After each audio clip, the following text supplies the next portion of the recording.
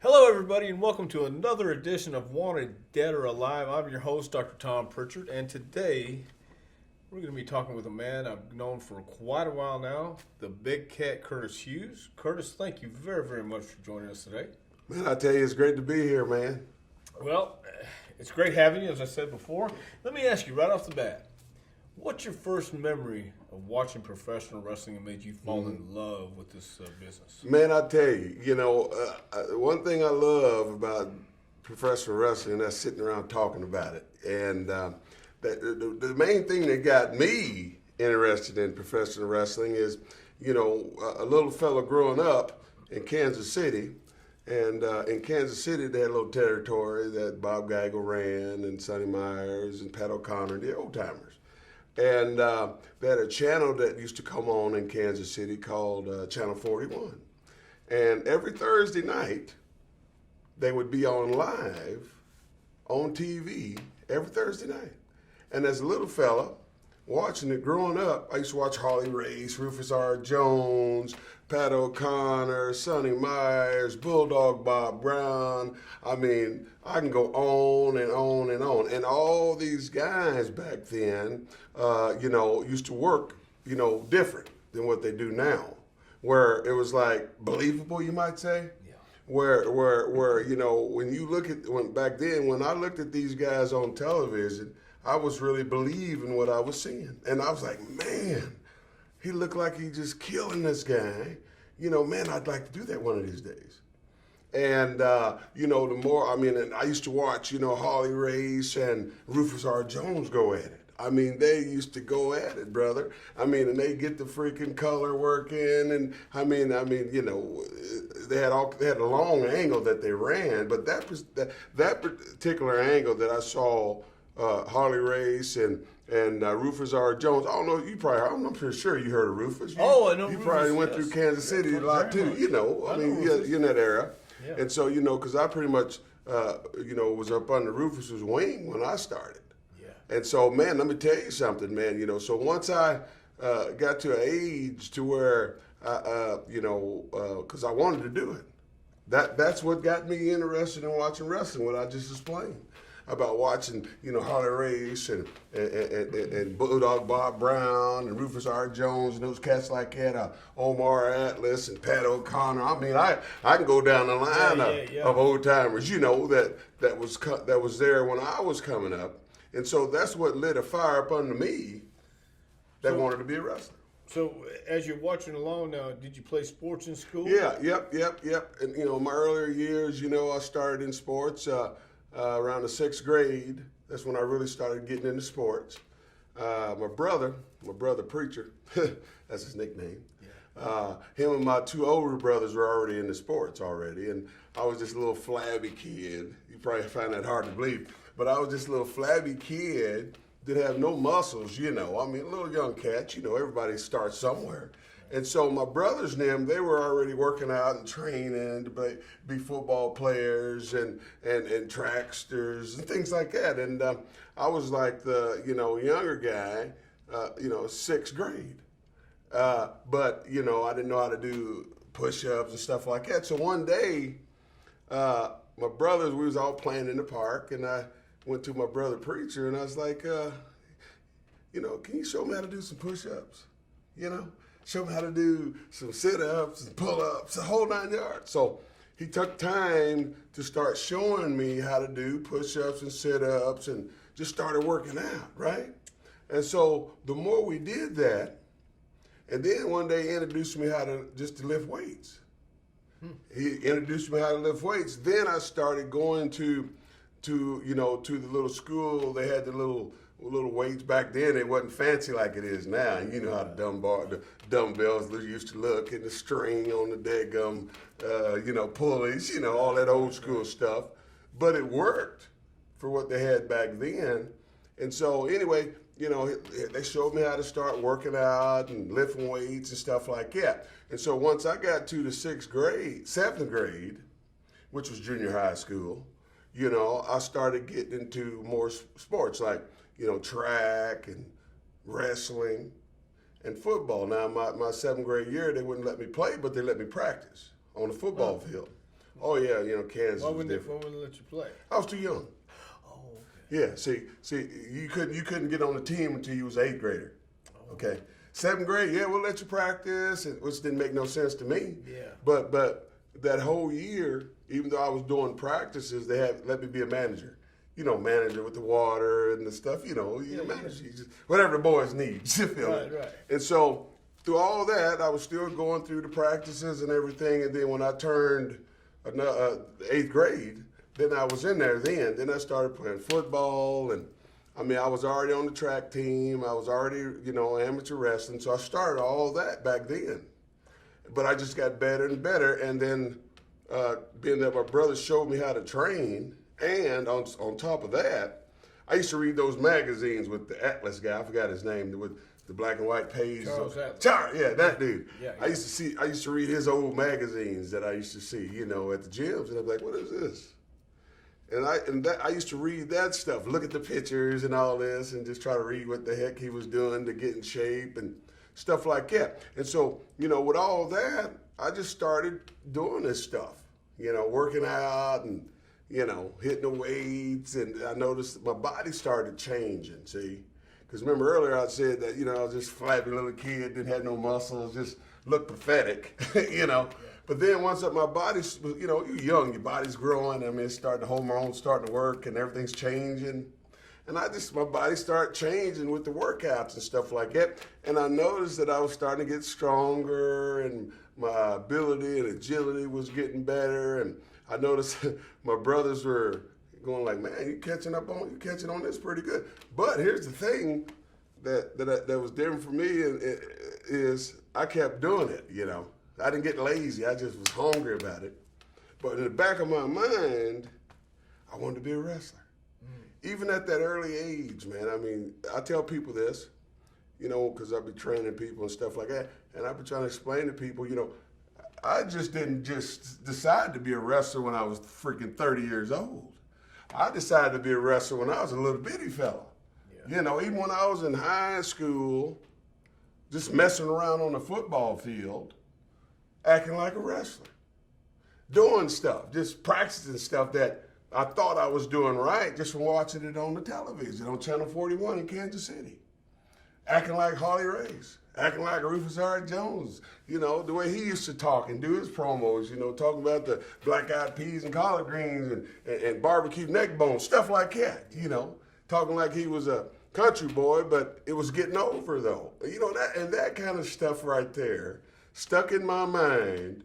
And so once I got to the point down the line and got in the game, man, I tell you, and then started working with those guys. Now that is a story all by itself. Yeah.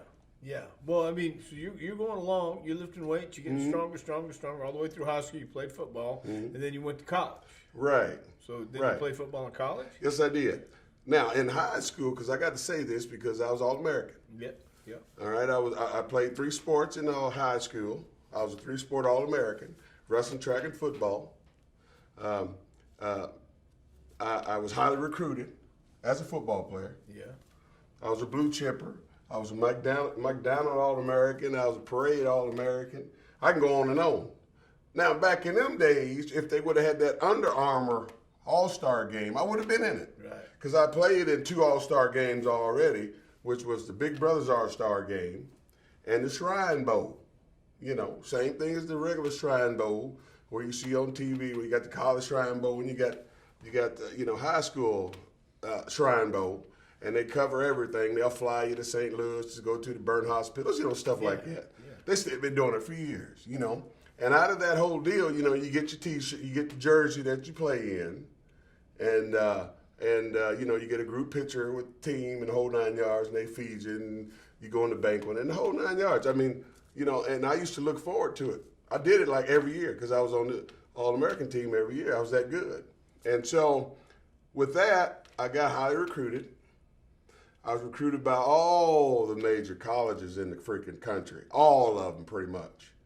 And my grades at the time, they were, I never was ineligible ever. But, my coach that was coaching me said, well, Curtis, you got to keep up on your freaking average. You know, you don't want to go to no junior college. And I was like, junior college? What you talking about? Yeah. He goes, well, if you don't keep your average up to here, you ain't going to be able to go to one of them major colleges. I was like, I don't want to go to no junior college. And so once he told me that, that's when I got it in gear and started studying and taking care of business. Yeah. Because I did not want to go to no junior college. And I got her done.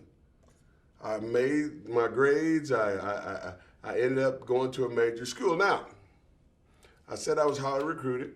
I was a blue chipper the whole 9 yards. Everybody wanted me. I had an opportunity to go any school I want to. And they give you 5 visits. Okay, when you're in high school, you get 5 visits to go to. You pick 5 different major colleges. And I did. I picked Oklahoma. I picked Nebraska, Iowa, K-State, and Kansas. I picked those 5. And I had a good time. And the thing that came to me, I was like, man, I love these other schools, man, and I want to play. I said, if I go to one of these major schools, I want to be able to play my first year. I don't want to be redshirted. You know, I was a big guy. I was good at what I did with the nose guard. I clogged it up like you're supposed to. I was trained real well at that position. And so, and I thought about my mom and my family. You know, I was like, man, I could go here and I could go, but Manhattan, Kansas ain't that far from my hometown. And I had a good time there when I went there. And I was like, man, you know what? This team really ain't that bad. It ain't that far from home. And I was going to go to Iowa. I committed to Iowa Hawkeyes. I was going to go to Iowa Hawkeyes. And at the last minute, I changed my mind and went to K-State. Huh. True story. Coach Snyder, Bill Snyder, he was at Iowa at the time when he was recruiting me. He was recruiting me. Bill Snyder recruited me when he was at Iowa, okay? And every summer, I went to football camp there. I went to football camp at Iowa Hawkeyes camp. And I learned, I got trained real good with them. And on top of that, I was telling them that I was going to come there because I loved Iowa. But it was too damn cold. Oh my God! In the winter times, it was unbearable. But I said, yeah, I'll commit. But at the last minute, I decided to go to K-State. Now, remember I said Bill Snyder was going to recruit me from Iowa, and when he heard that I changed my mind, he was totally upset. I mean, this is a shoot. When I told him I was going to K-State, I mean, he literally cried. This is a shoot. A lot of people don't know this. Yeah. And then long story short, he ends up going to K-State. Isn't that crazy?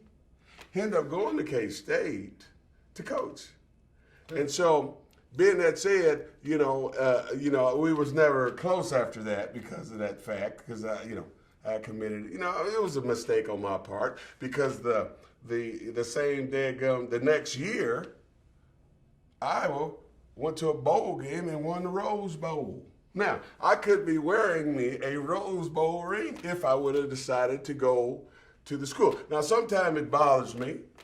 Sometimes you be thinking, like, man, I wish I did this. I wish I could be like Superman and just turn the world just back just a little bit. Yeah. Then you can make that right decision, but it don't work like that. But, that's what happened with me as far as my college career went. I went to K-State. I had a good football career there. I played my butt off. I had some good games. I clogged it up, did my thing. But remember I told you I had 5 trips I went to, right, and K-State was one of them. Now, the same week that they played Oklahoma, now Steve Dr. Death Williams was a football player too, and he was a worker. Okay, and I was like, in my mind, I was like, oh yeah, I'm gonna go to that game. Because they give you 5 visits, and I was like, I'm going to go to that game because they're going to play Oklahoma in Manhattan. And I was like, man, if Steve Williams is there, I can talk to him about getting into business. I wasn't in the business yet, but I was thinking about getting in it because I think I was in my 3rd year there, something like that, going into my 4th year, something like that. And so, no, I was my first year. I'm tripping. So anyway, I went to the game. He was there. They were in the end zone, way in the other end. I'm going like, I'm a recruit just standing out there, with all the other recruits. And I was like, man, if I can just get down there, just talk to him real quick. So I moseyed on down to where they were stretching in the end zone over there. And I was like, Steve Williams, you're a wrestler, right? He goes, yeah, what's up, brother? I'm going like, man, I'm trying to get into business, man. I'm trying to get into business, man. He goes, where you live? I was like, well, I'm a recruit. I'm supposed to go to Oklahoma next week, but I've been trying to get some information so I can think about getting in wrestling one of these days. He goes, oh, you from Kansas City? You ought to try to get in touch with Bob Geigel. Now, with all that said, the years went by, right? Even that first day, I wasn't even at K-State yet. I was a recruit. But I remembered what he told me, though, because I was like, man, I want to wrestle. I'm from Kansas City. Bob Geigel's in Kansas City. He runs out of Memorial Hall. I used to go, my dad and my brothers them used to go there to watch it. I used to watch it on TV.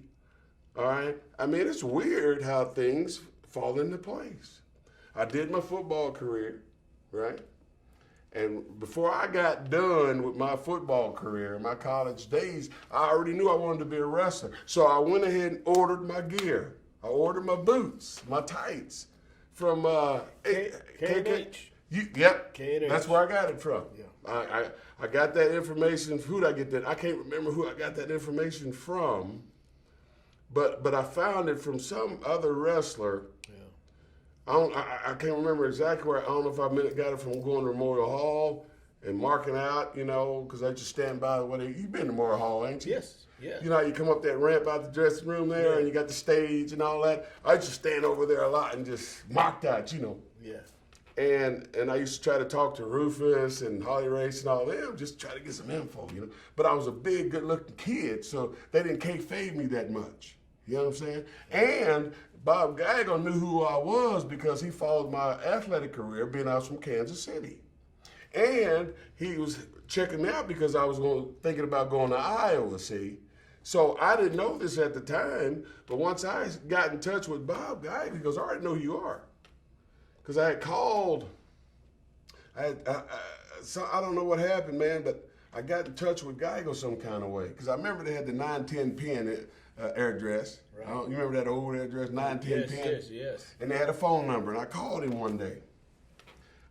I already had ordered my gear. I said, yo, my name is Curtis Hughes, and I really want to be a wrestler, and I got your number from whoever.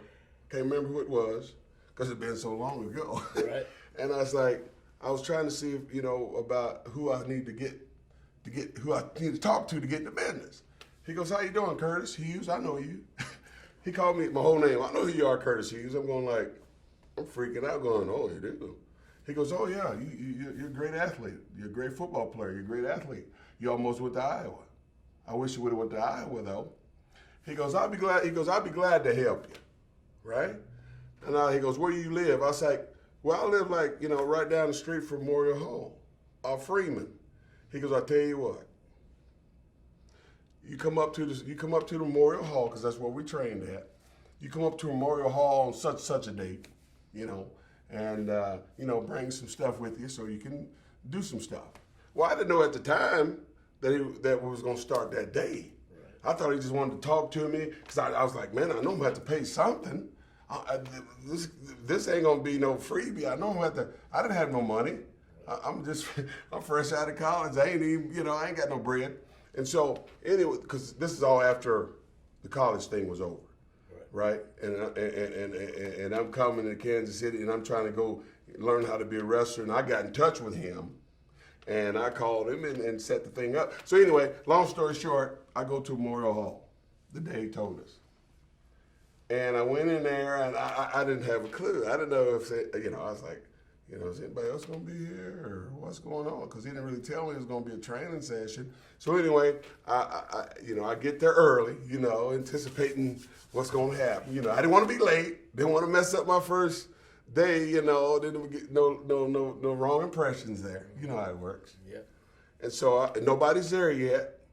But then, I see Bob Geiger pull up, Sonny Myers pulls in, Bulldog Bob Brown, Mike George pulls in. I'm going, what the hell's going on?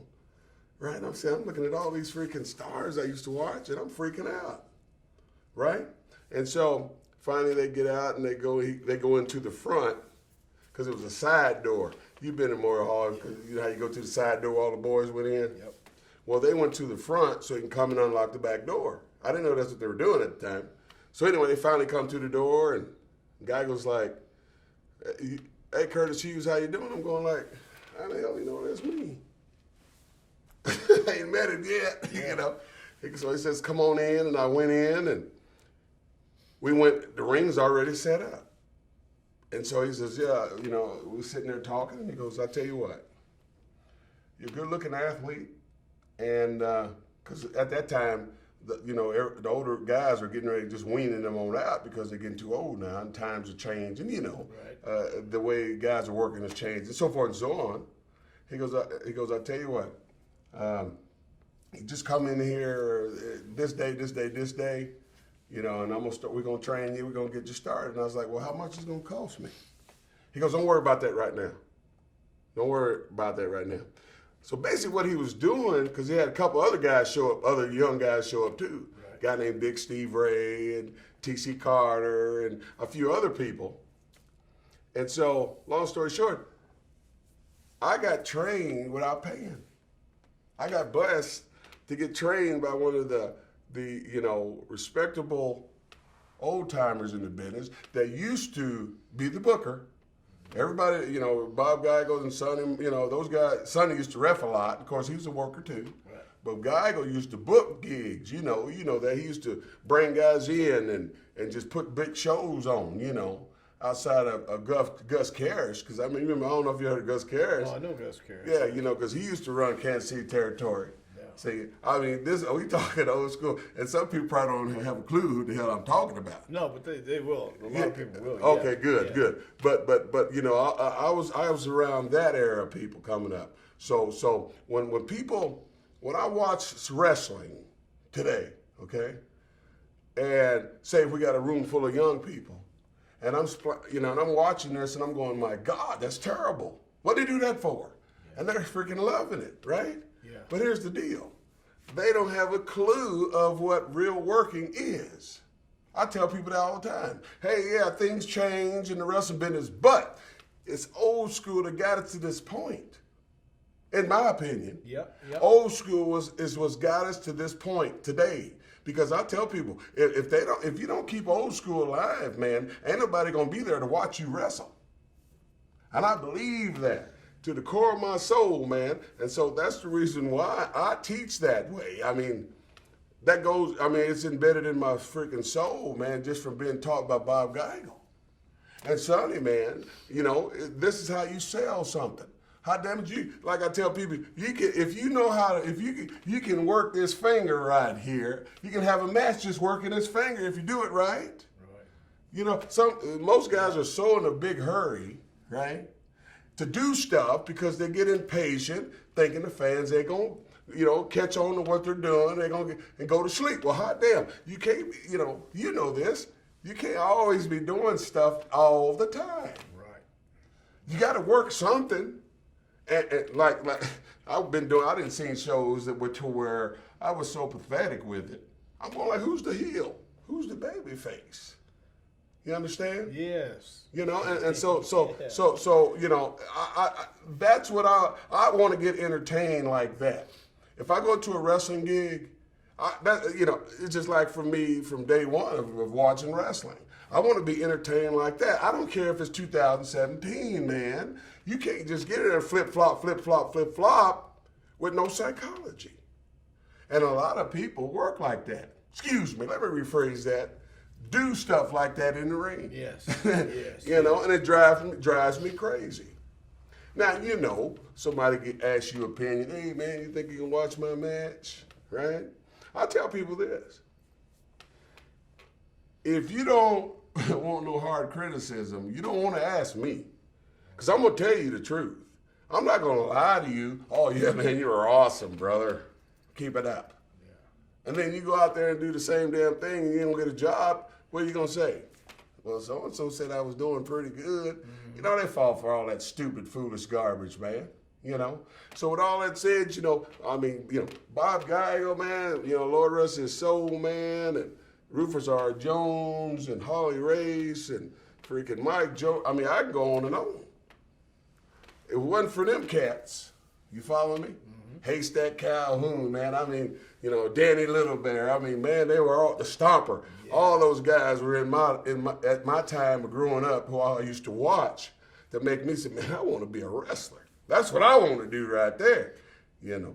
Do you remember who your first match was with? Yes, I do. My very first match that I ever had in Memorial Hall was with Bulldog Bob Brown. Oh, goodness. Oh, my goodness. Now, I'm telling you, now I was already, as a little fella growing up watching Bulldog, I used to love watching because he was a good heel. Yeah.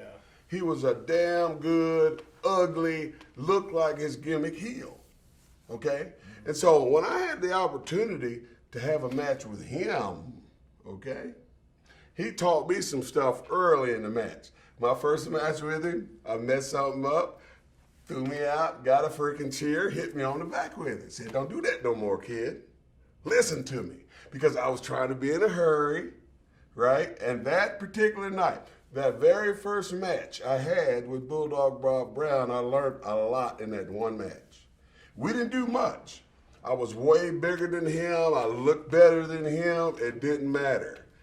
He was the pilot. He was the one that knew how to work. He was the one teaching me. So it wasn't that bad, but that particular part where he threw me out because I was trying to get in a hurry and take over. Because no, kid, no. Cut me off, boom, threw me out, got a folding chair, bent me over and went wham. He worked it, you know. Yeah, I mean, but he taught me a freaking very important lesson to listen. You ain't the star, you know. I'm the star. And that day, everything else fell into place, you know. Yeah, very cool. Everything. So did you work the Kansas City territory for a little while? Yeah, right. Yep. I worked the Kansas City territory for about a year. Yeah. I worked the Kansas City territory for about a year. We traveled a little loop in Kansas City, Missouri, Kansas City, Kansas, all over. Learned what I needed to learn. Yeah. And then when Geigel felt that I was there, he called Vern up in Minnesota. Vern Gagne, the Gagnes, AWA, you know, you heard of them. Yeah. Called him up and told him about me, and they saw the tapings that we did, and Gagne just fell in love with me because he saw I was doing drop kicks as a big guy and taking big back bumps and stuff like that. Just playing the part. And so one day Geigel called me and said, yeah, I got a gig for you up in Minnesota with AWA, your first TV taping. I was like, excuse me? Say that again? I thought I was hearing things. Right. He goes, yeah, I got your first TV gig up there. When you get up there, you know, look for Greg or Vern. Either one, preferably Vern, because he was the boss, you know. No, it was Greg, wasn't it? It was I get it. Vern was the daddy. Yes. Greg was the son. So he said, look up Vern. I looked up Vern, nice guy, nice man. How you doing, sir? You know, Mr. Geigel told me to, you know, introduce myself when I got here. How you doing, Curtis? I got some great stuff for you planned, brother. You know, great to have you. Okay. So anyway, you know, I get to go in the dressing room. I get my gear ready, get my stuff on, because I start, like I said, I remember I told you I had ordered my gear before I even got in the business. Right. Had me some red patent leather boots, some red tights, knee pad, you know, had all the armor. And I was ready to rock and roll. And so I'm sitting there, and Sergeant Slaughter, he was there. I've been knowing Sarge forever. He was there at the time in the territory. Even Big Yoko, Lord rest his soul, he was there. Rodney, he was there. Who else was there? I can't think of it right now, but there was a lot of other guys that were there. Hank, the Texas Hangman, were there. You know, a whole bunch of other names. But anyway, my match, it was my first TV taping match, because I remember it was a tag match. It was with the Texas Hangman. And it was one of the Texas Hangmen, because they were a tag, but I was working one of the boys, the tag guys, and they were supposed to get my hand raised, you know. And I tell you, it was the most nerve-wracking experience. I remember walking out there, place was packed. I'm shivering like, you know, if my kidneys was just a little weaker, my bladder was a little weaker, I would have pissed on myself, brother. Right. So finally, man, I walked, you know, I'm walking down, but they wanted me to do the shuck and jive thing like Rufus R. Jones. You know, do the dance like Junkyard, do this, you know, shucking and jiving thing. You know, you can look at some of that old stuff that comes on ESPN Classics. When I get out there and I'm dancing to the music, you know, and doing the shucking and jiving thing like that. Get up on the rope and do the sabadal like Rufus and freaking Junkyard Dog used to do. And that's what they wanted me to do. I didn't have a clue about, you know, what the hell the gimmick was. They just said, we go out there and we want you to dance like Rufus and JYD. I said, okay. So as soon as they hit the music, I'm coming out there. Man, the place went crazy. Anyway, I get in the ring, and I'm getting ready to hook up with the guy. And the ref comes over to me. He goes, puts his hand out, goes to shake my hand, and he goes, welcome to the big leagues, kid. I'll never forget that for the rest of my life, because after that situation, my career started going this way, you know? Yeah. So I did my little deal. I did a lot of shows with ESPN, because they used to come on at 3 in the afternoon, prime time, 3 o'clock in the afternoon on ESPN. And so one day, out of the blue, I get a call from Atlanta. WCW called. Right. Now I think I had worked with AWA for about a year. I wasn't making a whole ton of money, of course not. You know. So anyway, WCW calls, and it's Jody. It's Jody Hamilton. He calls me. You know, he goes, yeah, you know, this is Jody up at WCW, and I'm calling for Ole. Ole saw you. He likes he likes the way you look, and blah blah blah blah blah. And at that time, my finish was a torture rack. I didn't know this at the time though, but Lex had the same finish. And so I used to watch Lex, man. I mean, when I was coming in up as a trainer wrestler or whatever, and WCW was on TV, you know, and with the Crockett's and all that, I used to watch that stuff. And they used to push the hell out of Luger. And I was like, man, that's a big old dude, man. How damn he look good. I didn't notice at the time though, but here I get a call a few years later from Jody. Said, hey man, we like what we see, blase, blase, we want to do some business. How much you charge us to come on down and work an angle with Luger? I didn't know what to tell him. Yeah. So I'm beating around the bush like, well, I'm waiting for him to say a number. You see, I didn't want to sell myself too short. You feel me? Right. So I'm sitting there going, well, I'll do. He goes, how about if we give you $300 a month, $300 a night? I was like, okay. Yeah. That was a freaking no-brainer. Going from working from nothing to $300 a night, you bet. He goes, all right, here's what we're going to do. We're going to get your flight information all worked out, sabada. Next thing you know, they get my flight to me and all this and that and the other. I tell my mom, hey, I'm going to Atlanta to do this deal with WCW. I don't know what's going to come of it, but I'm going. They called. Finally, I get, a day comes, I get on the plane, I come down to Atlanta. At the time, what the hell's his name? Magnum. Yes. Magnum was in the office. And so when I get in town, now I'm talking to Magnum now. So Magnum's telling me, all right, Curtis, this is what they want you to do, blase, blase. We need you to come to center stage and, do sabada, whatever. But I didn't realize at the time that they was going to put me to work that fast. So I get to center stage. This is going to be your first TV taping tonight. We're going. What do you call? What kind of name? What is your name going to be? I was like, well, I've been using Curtis the Cat. I've been using the Curtis the Cat in the AWA. How about we're going to call you Big Cat? How's that? I said, okay. That's fine with me. I don't give a damn. All right, Big Cat, we'll call you. Hi, big, ladies and gentlemen from Kansas City, Big Cat. I had the furry gimmick on and the red boots and the whole 9 yards. And I did my thing for a while as Big Cat. Me and Luger, they put us together going around the country doing torture rack matches. Now, mind you, I said earlier about I used to watch Luger. Right. And so when they told me that I was going to have to wrestle this man in torture rack matches, I'm going like, what the wake up, man. Hot damn it. You're sleeping here, And that right there, when I tell people, man, you ain't seen no amazing things in your career until you go through stuff like that. Right. Or walk out in front of 100,000 people, man. Yeah. Or go to the garden, man.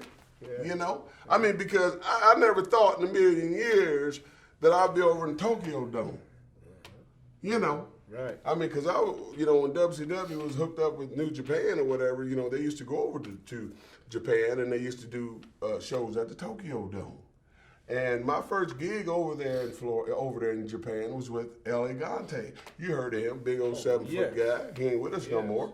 But my first match was over there with him as Big Cat, right? I mean, I had to put him over, but hot damn. Yeah. I'm walking down this long aisle. You've been in the Tokyo Dome. Yes, sir. I'm going like, holy mother pearl. Uh-huh. I have arrived. You know what I mean? Yeah. And man, I tell you people, until you sign a contract, something that you've been wanting, so you can survive for a little while, instead of just a nightly gimmick, like they used to do off the gate gimmick, Yes. Man, when them contracts came into play, brother, it changed some stuff. It did change some stuff. Changed a lot of things, because I can remember the days when I was in WCW, I mean WWEF, and they had an A team and a B team. You were there. Yeah. And everybody wanted to be on the A team with Hogan, because they knew Hogan was going to sell out the damn place, and they knew once they got that paycheck at the end of the week, it's going to be pretty full. Pretty good. If you didn't get all the draws, But man, because I was always on the B team, man, because Vince took care of me, man. I can say that. I mean, I was blessed. Dusty got the book after Ole, and Dusty looked out after me because he changed the gimmick over to the bodyguard gimmick, which was Mr. Hughes. Well, I was just going to ask you. You didn't go into WCW with this bodyguard gimmick. No. How did that come about? How did this? Well, what happened was, like I said, Ole had the book first. Right. I don't know if I stated that earlier when I first got to Atlanta, but Ole was the booker, and Ole did a good job in my opinion. He knew how to draw people. He knew how to draw money. Anyway, I guess the time came where they were making a little change with the bookers, and so I guess they were weaning Ole out and bringing Dusty in to take over the book. Right. And so that's what happened. Dusty took over the book after Ole, and then Dusty started seeing different people, different talent that he could better. Like even freaking.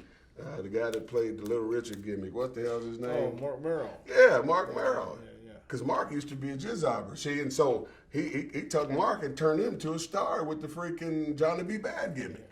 Okay, so one day, Dusty came to me. And he goes, "Hey, Cat, I think I got a better character for you that might get over a little better."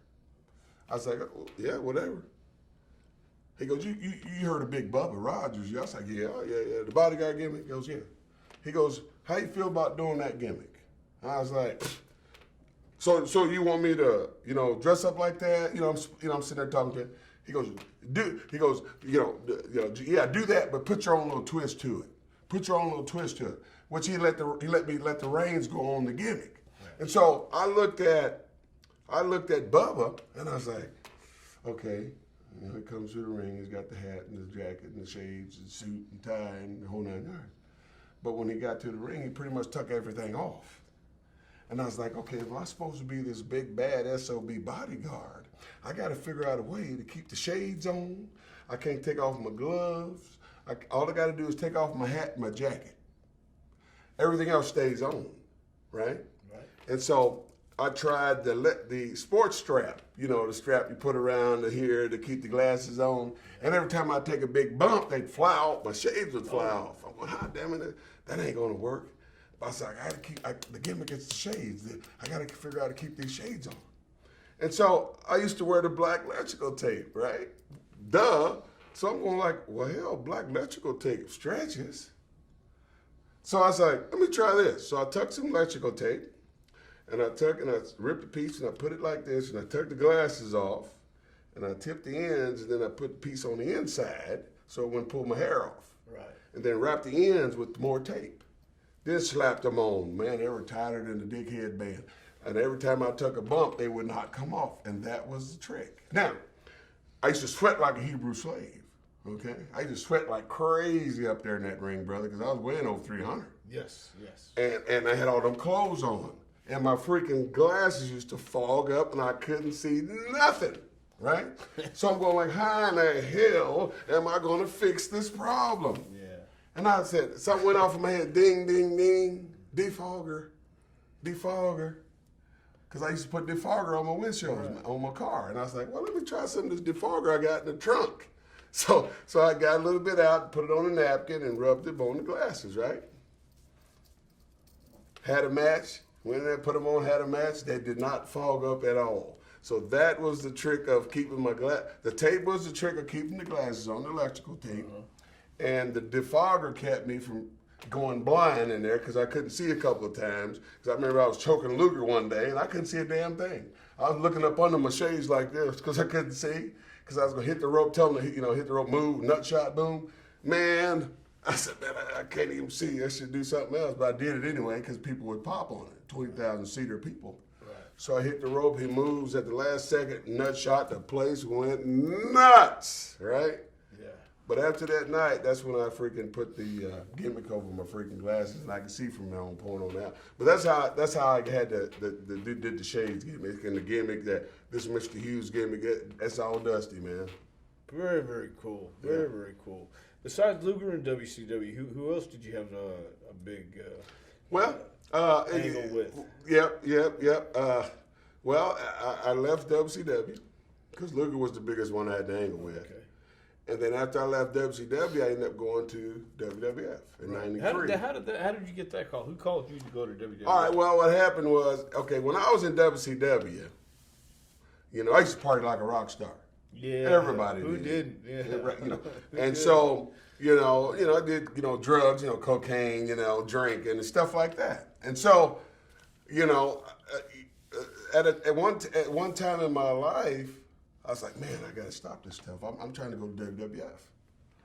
And so, people talk, stooges, the whole 9 yards, and the word got out, yeah, Mr. Hughes does this and Mr. Hughes does that. He does, he's this and he does that, blah, blah, blah. And so it got to Vince that I did drugs and it was overboard and stuff like that. Just stooging, people stooging. And so I called WWF one day to try to get a job. Called JJ. No, we're not interested right now. Because JJ was straight up with me. That's why I respect the man. He was like, yeah, Curtis, man, we like you, man, but they hear you have a drug problem. They were shooting straight with me. I'm glad they did. Right. And I was like, oh, damn. Yeah. But I was already getting cleaned up anyway because I was serious as a heart attack. You know what I'm saying? And so I stopped doing it, everything. I mean, I wasn't hooked on anything. I was just partying because I had the money. Yeah. And so I stopped everything. I started working out, getting in shape. So I had to prove myself to Vince. He told me this. He goes, if you prove yourself that you're good and clean, we'll do some business. And I was like, oh, man, he gave me that opportunity. And I was like, boom, I did it, And I showed him, and I worked on it and worked on it. And then one day, I'm over here in Puerto Rico working an angle with Carlos Colon and Abdullah the Butcher, bleeding and everything, pretty shirts getting all red and everything. I hated it with a passion. I love going to Puerto Rico. I just hated working with bleeders. You know how that works. Yeah. And one day, Sarge called me. Because he was Asian at the time. And I get to the room. I didn't notice at the time, but I get to the room. My lights on my red light on the messages thing phone is flashing. Well, who the hell is this? Who knows me? And freaking maybe it's Carlos calling me, telling me to be ready by such and such for my ride. Right?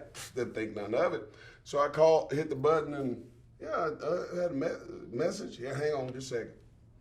And then it passed me through so I can do the message gimmick, right? And I noticed it was, yeah, this Sarge, from WWF, and Vince interested in doing some business with you. Give me a call back. Oh, I was like, my heart's going. I had to stand up and walk around for a minute to cool down before I made the call. So I finally called him back, and he answered the phone. Like, yeah, how you doing, Sarge? This Curtis. I got your message. I'm in Puerto Rico. He goes, how long are you gonna be over there?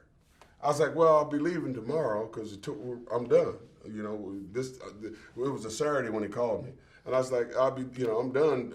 I'm leaving in the morning. He goes, we're going to be in Augusta, Georgia, on such a day. Vince won't take a look at you. Bring your stuff with you. Come on down to Augusta. Told me what arena was, such a time and everything. And I was like, oh Lord. Yeah. So I said, yes, sir, I'll be there. Thank you very much for the call.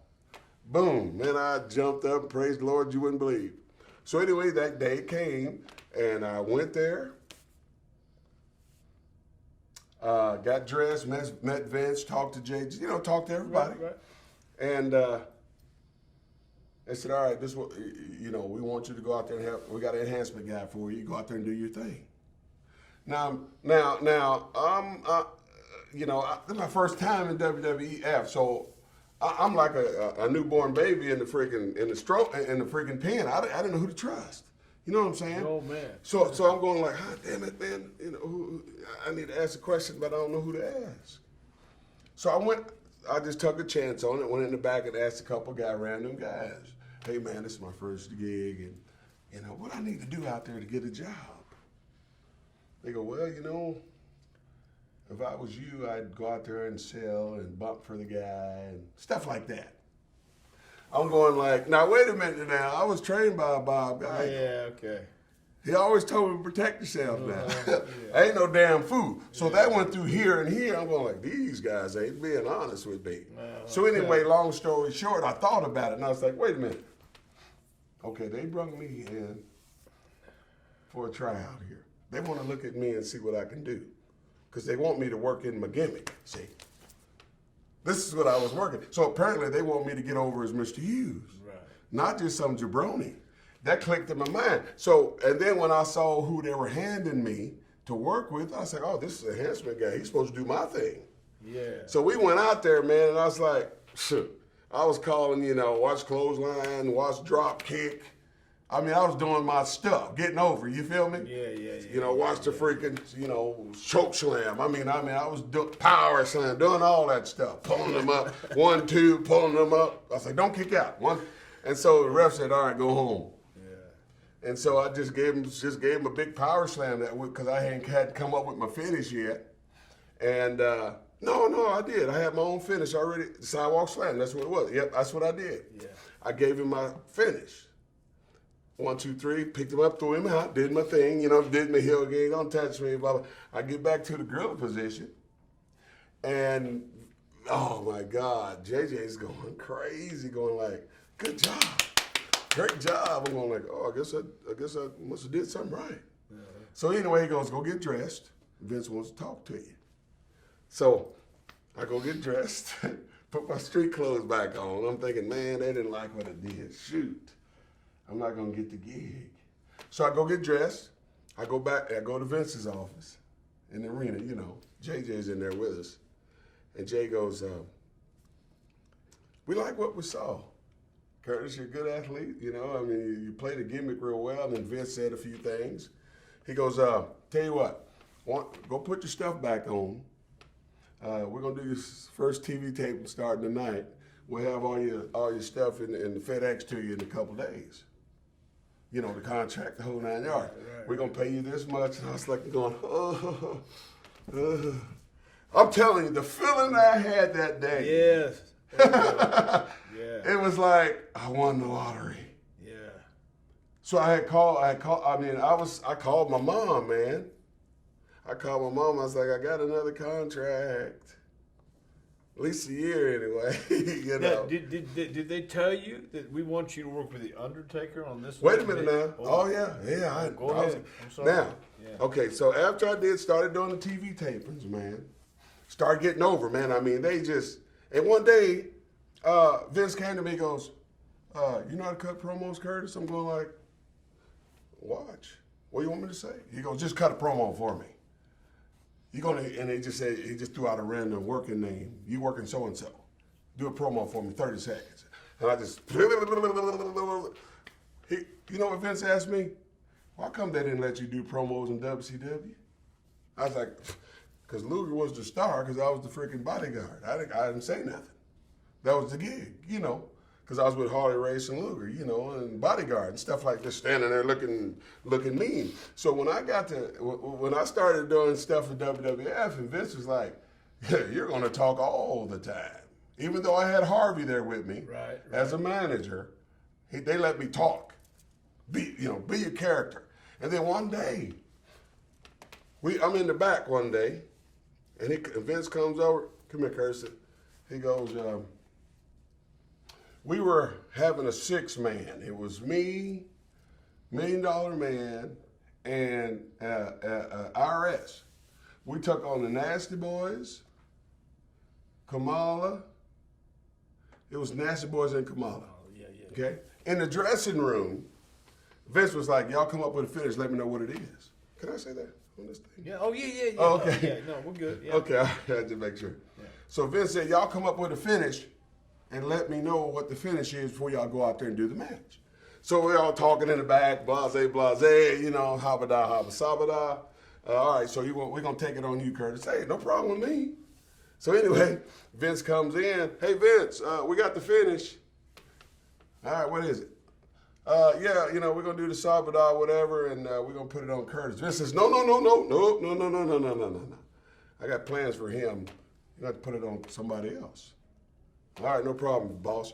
So it's like, all right, Kamala, you know, we're going to put it on you, brother. I didn't know that at the time. Yeah.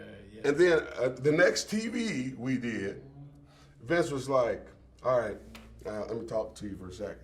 He goes, you know that Undertaker's my top guy here. And he goes, there's a lot of guys in line for him, but I like your gimmick. I love the way you work. I love your character. And I'm going to have you work an angle with The Undertaker. You're going to take his urn. I'm going like,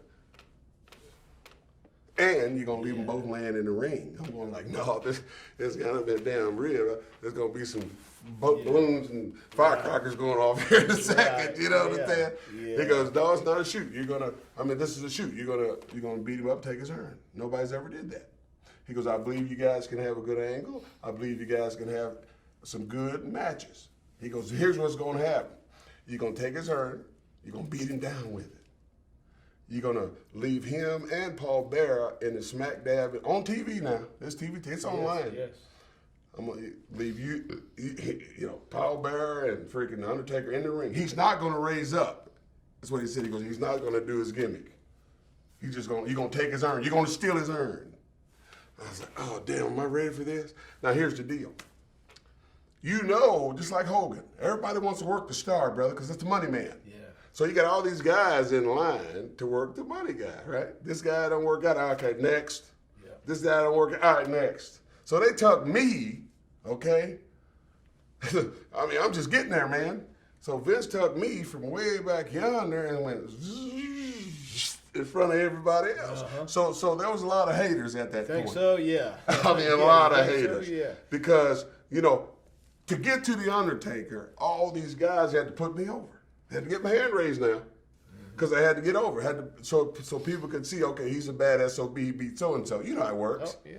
And so I had to be the Macho Man. I had to be Bret Hart. I mean, I'm going down the line of stars that had to get my hand raised. Now, a couple of them got a little mad about it, but hey, either do it, don't get paid. Yeah. So they had to do the deal. You follow me? Yes. I appreciate it respectfully. Yeah. Hey, man, I mean, I'm in a dressing room trying to talk to Bret. Oh, my God. Yeah. Tell us about that. That's a good story, bro. I'm going seriously. I'm in the dressing room, And Brett's supposed to get me over. This was like talking for hours, man, trying to come up with a finish.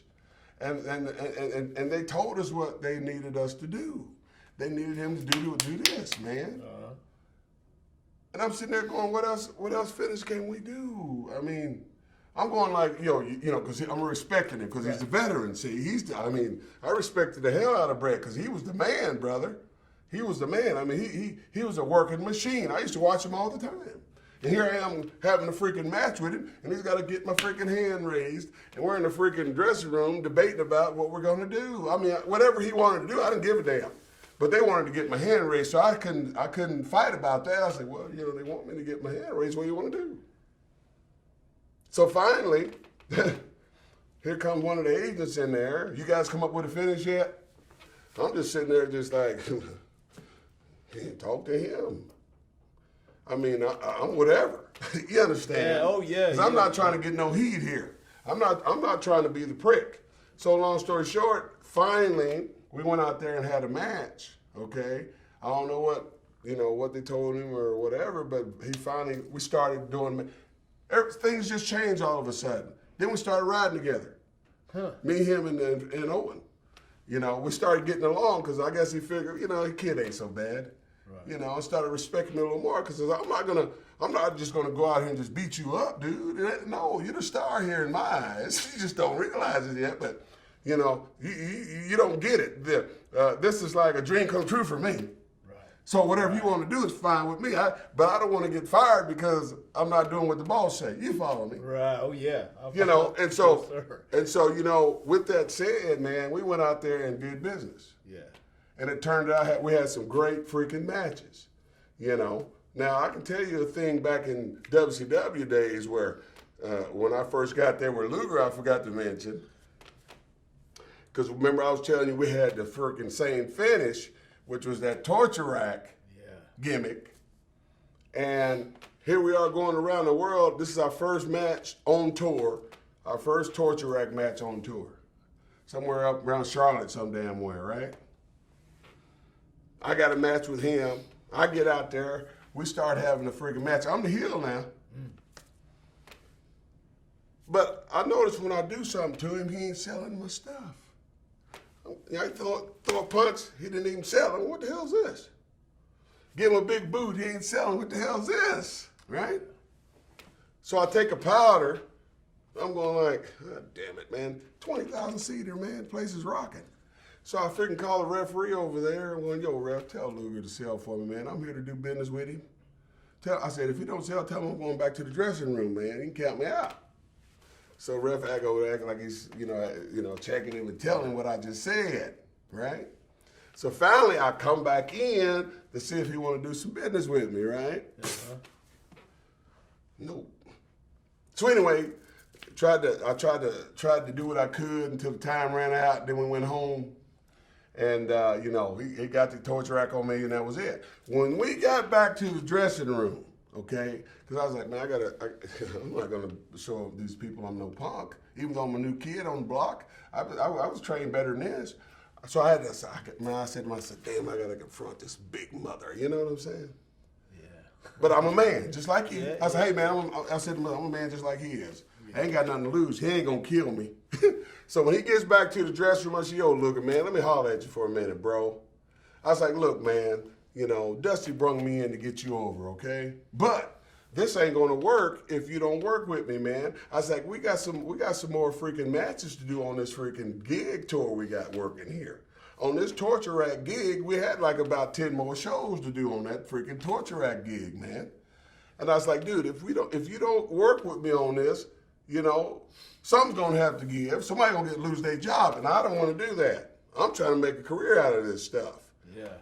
That's all I needed to say. After that night, we had the best freaking wrestling matches, bro. Then after all that, right? Yeah. They turned me to Big Misty. They turned me to the bodyguard.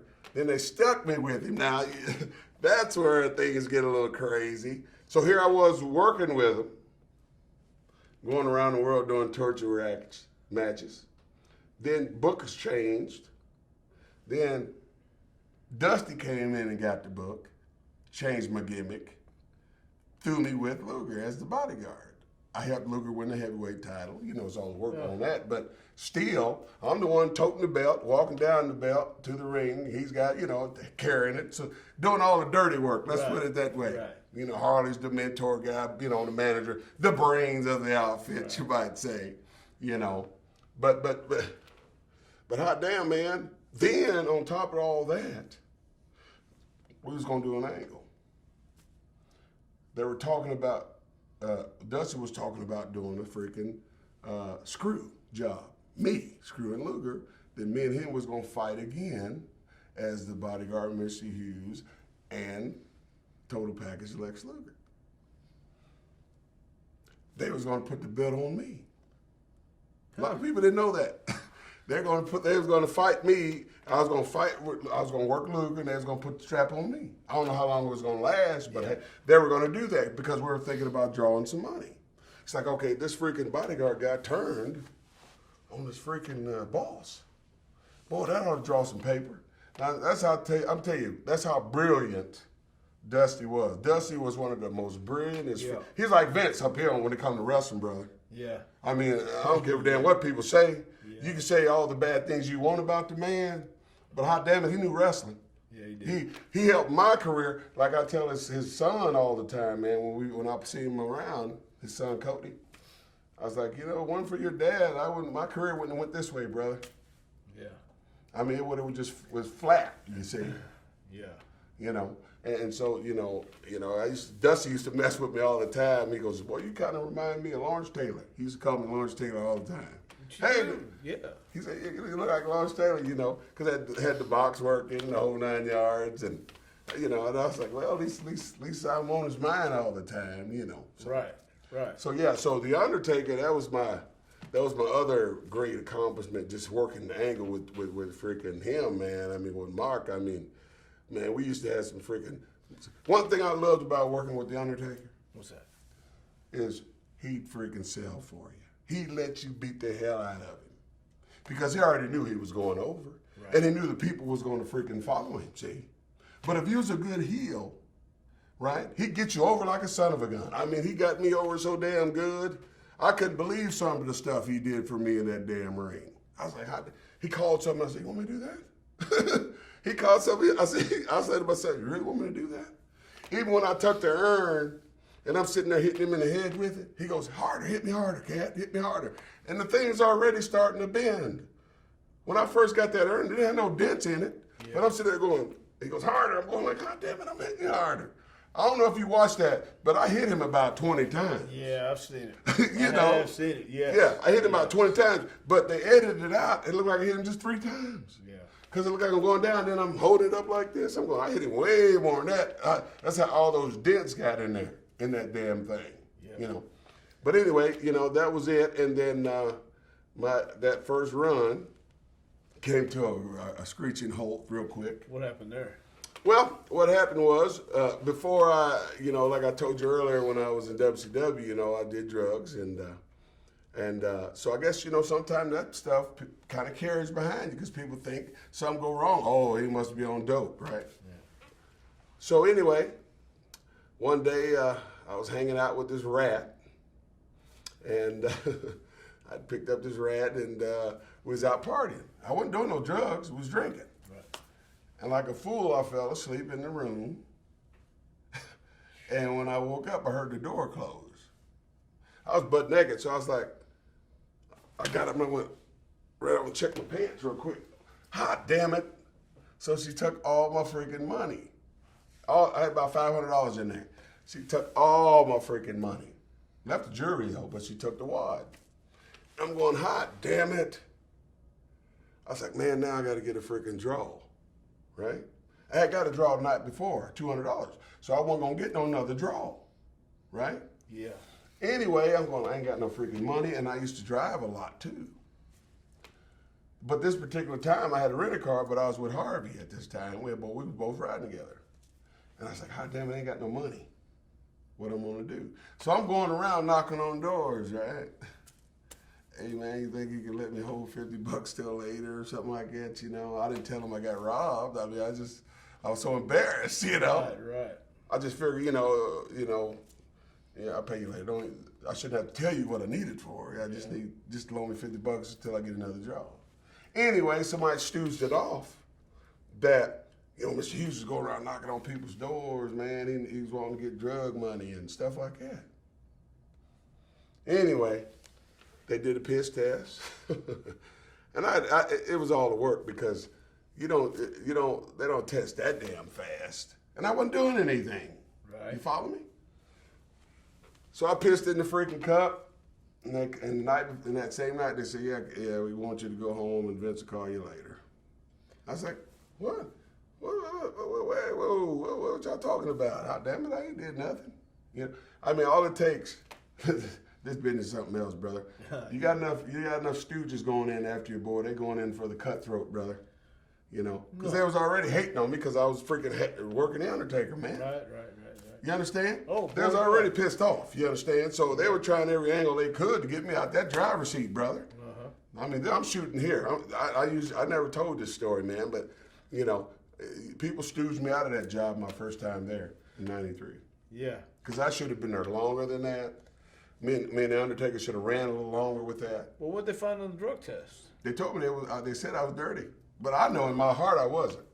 Oh, they said you were. Okay. Yes, but they told me that night, man. Oh, it I was like, because when I went in there, they had these guys in butcher jackets there. See? Yeah. I'm going like, what the hell's going on here? Curtis, you got a second? Right?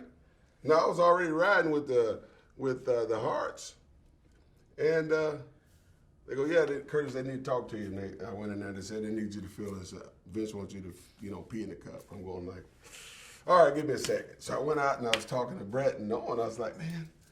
He goes, what's going on, Curtis? I was like, man, they want me to pee in the cup, man. They go, piss in the cup for what? You've been with us. Exactly. They can tell you I wasn't doing a damn thing. And so Brett was like, if I was you, I wouldn't do it. Unless they make everybody else do it. I'm going, yeah, but if I don't do it, I'll be in breach and I'll lose my damn job, and there goes all the checks. You follow me? Because Owen said it, Brett told me. Both of them said, I wouldn't do it if I was you, brother. I was like, dude, I don't have no choice. So anyway, long story short, I went in there, pissed in the cup. When I got done, the agent said, yeah, Vince told me to tell you, and this was the last leg of the freak. We was in Anaheim, California. This was the last leg of the tour, the last show. They could have waited and said, instead of me just going home, well, just go home. Because I think after Anaheim, they had one more show. Right. They had one more show. But from Anaheim, they had me a red eyes. Yes. So they had a freaking driver take me to the airport that night, took me to the airport and flew me home that night. Yeah. I'm sitting there going, damn, man. I just started this angle, man. Why they doing this to me? I couldn't figure it out, brother. I mean, it was a trip. Anyway, come Monday, Vince calls me. First the secretary called. You want to hold for Vince? Yeah. So they call me. Vince gets on the phone, and I love the way you work. You're a great piece of talent, blah blah blah. But Vince don't like headaches. So he goes, but with all this going on, we're gonna take a break right now. We're gonna take a break on you for right now, and let you get things worked out. Blah blah blah. So that was the end of that first run. Right. And so a year or so went by, and then I tried to get a job again because I've been there 3 different times. Right. So a year or so went by. I did the overseas gigs. I did the friggin' Puerto Rico gigs, the Japan gigs. Any gig I could get to eat. And then one day I sent Vince them another package. And I went and did some stuff with ECW. That's what I did. I went to go. Paulie called me one day and said, hey, I'm trying to start this new company. It's called Extreme Championship Wrestling.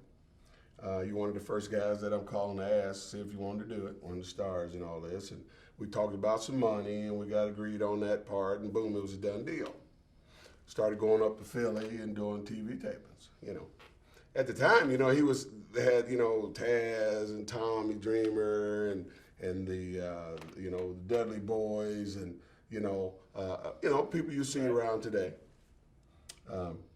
that were there training at the time. I mean, they were still training to be workers, even though they were doing shows with them, okay? So Paulie had a plan. Of course, he's another brilliant mind at this game of professional wrestling. Yes, he is. And so he was trying to bring in these stars to get these new people over in the company, see?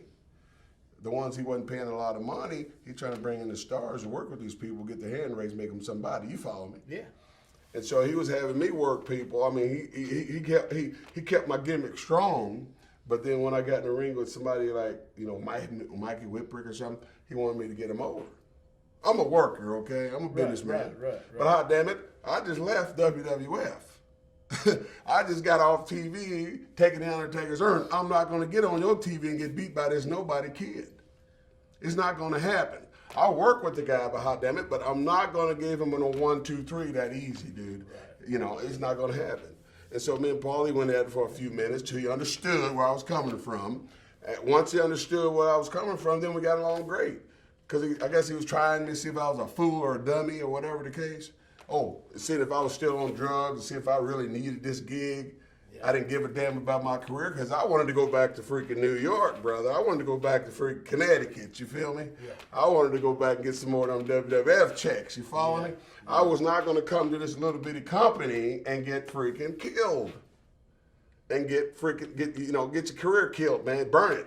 Oh, you let all these jobbers beat you, these nobodies, man. Oh, I ain't going to do that. And then when it came to he wanted me to start bleeding. Okay, you know what I wear. I wear a tie and white shirt and all this stuff. And I'm black as a boot.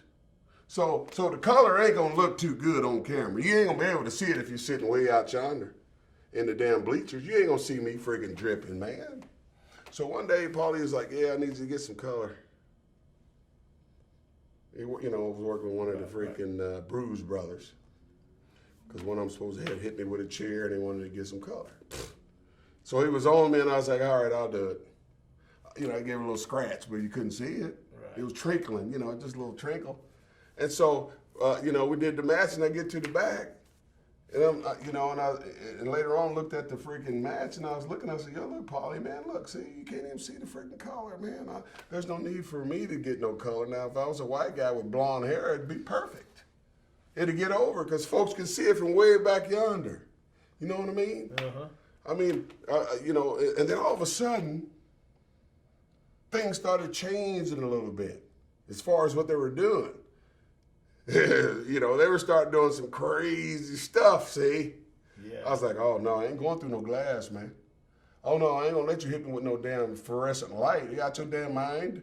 Oh, no, I'm not falling off no damn building. Now, most of those freaking guys that did all that stuff, half of them are crippled now, see? Uh-huh. You know, and when they wanted me to start falling through tables and all that, it was time for me to go, brother. Yeah. My days at ECW were done. You know, thank you for the opportunity, brother. God bless you. Peace. Yeah. So after you left ECW, what happened? Where'd you go? Well, like I said, after that I did tours and stuff like that. Yeah. And then eventually I went back to WWF. Okay. Yeah. And what happened the second run? Well, second run they stuck me with Triple H. So I guess Vince was looking for somewhere to put me with the gimmick. And so they came to me. So I was like, one day I said, when Vince was talking, I was like, so, you know, this prior to TV taping, and I was like, so what do you want me to do? What do you want me to be? You know, you want me to do the same gimmick, the bodyguard gimmick? He goes, I'll tell you what. You got a big hanky? How you feel about, try it. He goes, try this tonight. We're going to give you a big hanky, hang it over your arm. We're going to call you the butler. You're going to be the butler. You're going to be Triple H's butler. I was like, hot damn it. But it's a gig, though. Yeah. Hot damn it, it's a gig. I didn't care. I was like, well, so you just want me to be the butler? Just like, he goes, yeah, just hang the thing over your thing and just walk out there and just be a tough, like a bodyguard butler. I said, okay, I can do that. And so when they brought me back in the second time, they stuck me with Triple H as Triple H's bodyguard / butler. And now all I did was walk to the ring. I had the freaking hanky, you know, the big apron thing, whatever, hanging over my arm. And with the frown working. When he needed me to do some dirt, I got up there and did some dirt. And then put the thing back on my arm like the ref didn't see anything. I hated it. Yeah. But it was a gig, see? Right. And then I did that, and then I don't know what happened. I don't know why I left, but they let me go, but that's besides the point. And then I left and did the tour thing all over again, and then the third time, the millennium was getting ready to kick in. And then I was like, man, I gotta come up with this gimmick. I think I'm gonna call myself the Millennium Man.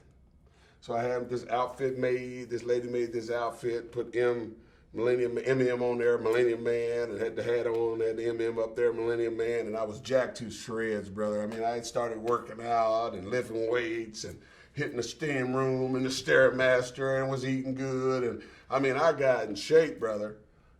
Okay, so anyway, I called WWE the last time I was there. I called him, I sent him the freaking Millennium Man package, your brother.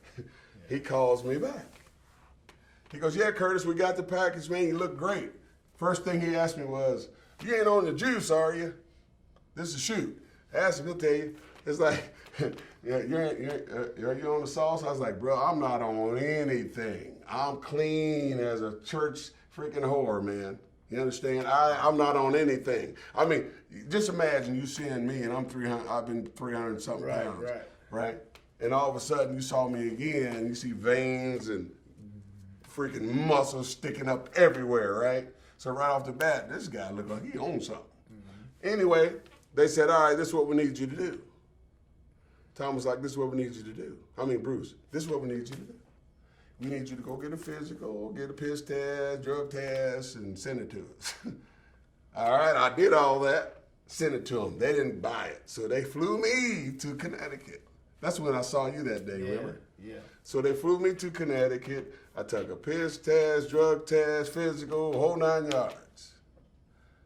They realized everything was straight, and they hired me that day. That time I was up there, because I was there 4 days, because I came to train and did with the Posse Boys, you remember? Yeah. And he was telling me, I need to pick it up pace just a little bit. The old school stuff, slow, methodical is good, but you need to put it in freaking second, third gear, Right. But I was like, oh, okay, I got you. And so anyway, and then I got the gig. But, because I was like, man, I hope they use that Millennium Man gimmick.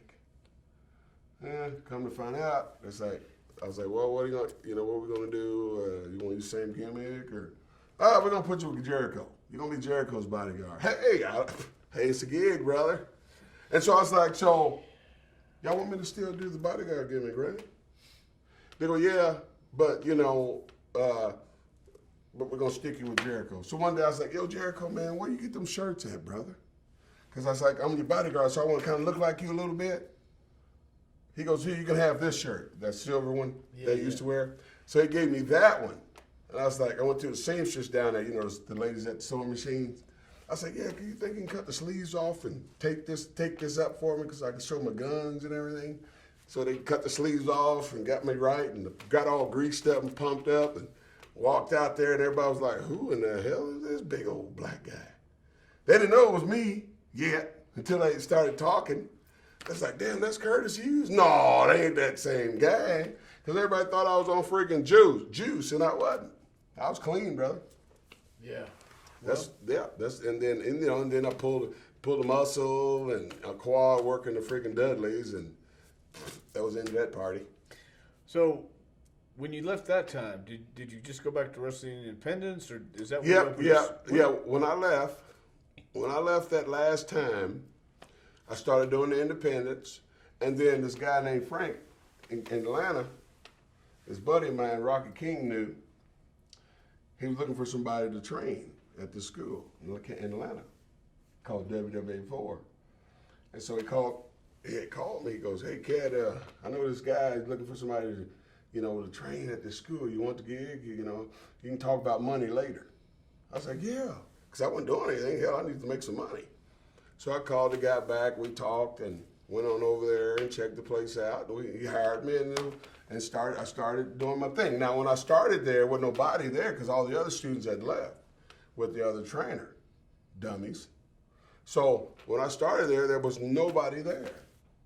So when I talked to the trainer, he goes, what do I need to do to get the place rocking, Curtis? I'm going like, well, what we need to do, you need to get one of them, a 20-inch WWE size ring, first of all. Because I want to be able to train people in this big ring because the whole objective is to go there any damn way. Right. He already had the smaller other rings, you follow me? But I wanted to train guys in a WWF size ring. So when they go to that, if they happen to get in a ring that size, they won't freak out. And so he went and bought a freaking 20-incher. And I was like, yeah, okay. I said, we got to get online and plug the hell out of it. Just plug it, go on Google and Google the hell out of it so you can get the searches come straight to you. And so he did it some kind of way to where every time you Googled wrestling school, that place would pop up. Right. And he did it to where, if you went on there now, it would pop up. And me along with it. And so anyway, long story short, people started coming, see? People started coming. Now, I was kind of green at teaching people, but it took some time for me to figure it out. So what I did was, I was like, okay, I'm going to take what I learned, and I'm going to watch some other stuff, and write stuff down and watch this and write this down and what I wanted to teach, which was all old school wrestling stuff I used to watch. Right. And write it down. I'm going to teach that. Okay, I'm going to teach that. All right, I love that. I'm going to teach that. Teach the punch, teach the drop kick, major things that you need to know to be a good professional wrestler. And that's what I did. And so the years, a couple years went by, I got better, more people started joining. And then once I got enough people trained, then I started doing shows at the school. And we started recording everything. So I was trying to teach people how to do promos, how to work in front of a camera, how to work the gimmicks and the characters, the whole 9 yards. I was the one working the freaking camera. I was the one commentating. I was the one with the stick as the, hey, well, you're going to fight so-and-so? Tell me about it. I was all that. It was like a Mr. Hughes wrecking show, brother, because I was trying to teach them the way I wanted it done. You follow me? Right. Not a whole bunch of other people jumping in, confusing them, which it worked out great. Right. Because I was there for 14 years and produced some stars out of there. Heath Slater, Heath Slater. Yes. He's there now. He's been there damn near almost 12 years. Yeah. He don't think he's going anywhere anytime soon, but he had a damn good run, man. Yeah. He got a family now. I can remember when he came in there as a little skinny, red-headed white boy trying to freaking learn how to be a wrestler. I ain't prejudiced. I'm just saying what he is, okay? Yeah. But just like everybody else. But he came in. He was hungry as a freaking lion. I knew he was, and because of where they stayed and how they were freaking starving when they were there. I was there with him, man. You know what I'm saying? Yeah. But then once he got his freaking break, I was happy for him because I used to take him on the road with me, teaching him the ropes. I get a booking. All right, you book a couple of my guys. I'll be there. I'll drive. How's that? You ain't got to fly me. Just pay me the trans for that damn airplane ticket and pay these guys this much money. I'll drive. And so that's what I did for years and years. And he learned, taught him the ropes. And then he went to Deep South. Yeah. And FCW, right? And then he got a hold of you. Well, we were I got him in Deep South in FCW. Right. Yeah, right. So once he left there and went to Deep South, and then he went wherever he went after that, I don't know. But you had a part in that too later on down the road. See? Yeah. So he had some damn good teaching. See. Right. He had some damn good teaching, man. So because you're a great teacher too. So that's what's lacking in the professional wrestling world, in my opinion. Well, one more thing, you got Apollo Crews also right there. Oh, yeah, my bad, yeah. Apollo Crews, he's in WCW as well. WWE. Well, I tell you, I get a little tongue-tied. And he's a good athlete, good quality-looking athlete. I remember when I trained him, I was like, once I get you trained, I'm going to wrestle you, buddy. Yeah. Because he was a hell of an athlete. What kind of background did he have, man? Was that gymnastics or football? You know what? That's a good question because he came into school one day. This ripped-looking guy, bald-headed kid, I'm going like, hot damn, man, where do you come from? What do you do? I don't even know if he played football or not, but I know he lifted weights. Yeah. But I know his brother played football, but I didn't know if he played or not. You follow me? Yeah. But I know he was a damn good athlete because once he got in the ring and I started showing him a couple things, he picked it up, just pick it up fast. So it didn't take me long to train him, man, because he learned real fast. I think within about 8 months' time, he was ready to rock and roll. Yeah. Just doing the basic matches, man. And you still help them with teaching today. You teach a lot of kids. You know, you got Hughes School in Atlanta. Right. You guys are working hard. You guys are helping the youth of America. And where can somebody find you if they wanted to come to learn how to wrestle today? Right. So if you, here's the thing, man. You know, if you serious, like I tell people, if they really, truly serious about making it in professional wrestling, you got to find a quality teacher, man. Yeah. You got to find somebody that's been there. You can't just go to Joe Blow that's been freaking at the honky tonk for a couple of years and ain't been nowhere, just freaking back in the back, freaking, packing boxes. You got to have somebody that's been there, done that, that's been somewhere, that's been to the top, that's been to the WWF or the WWE or ECW or, whoever, if you didn't been somewhere and made some freaking money and you was a freaking star, brother, and you got some clout behind your freaking name and you got some knowledge, see. Yeah.